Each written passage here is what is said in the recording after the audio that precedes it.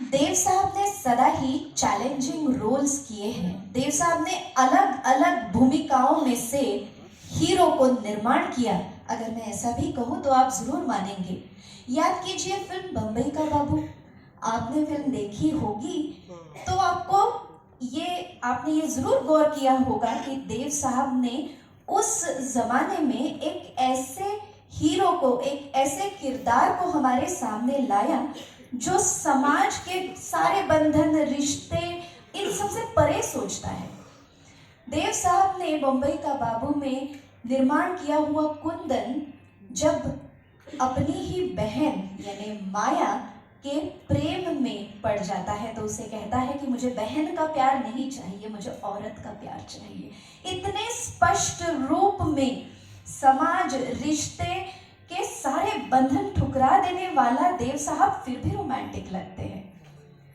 ये करिश्मा है देव साहब की अदाकारी का और राज खोसला के डायरेक्शन का भी।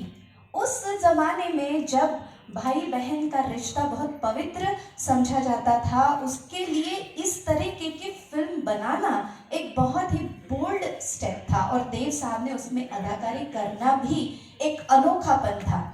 उस जमाने में इस फिल्म को बतौर हीरोइन मधुबाला को सोचा गया था, मगर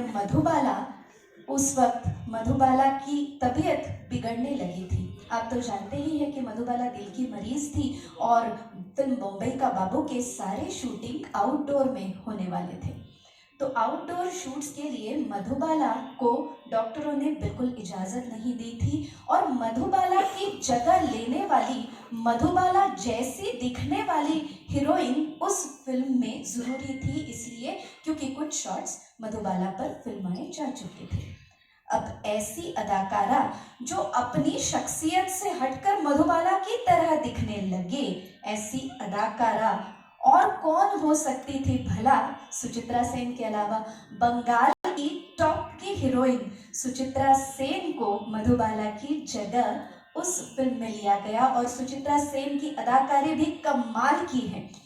सुचित्रा सेन ने उस बहन का किरदार निभाया जो देव साहब की बहन नहीं है, मगर जो बन के आते हैं देव साहब कुंदन, वो उसके भाई बनकर आते हैं। अब उसकी कश्मकश इतनी खूबसूरती से बयां की गई कि उसे तो देव साहब को भाई ही मानना है और देव साहब के मन में कुछ और है, ये भी वो जान गई है।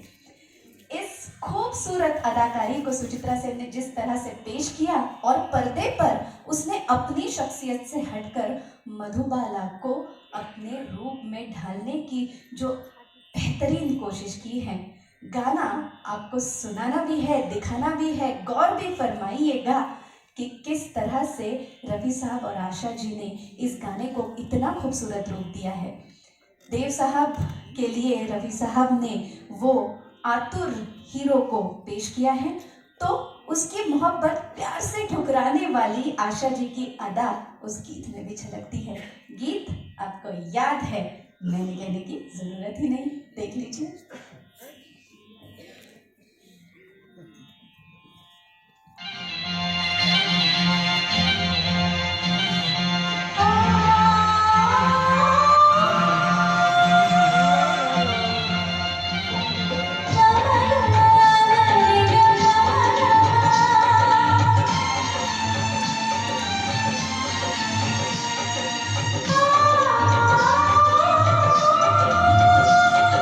Sorry.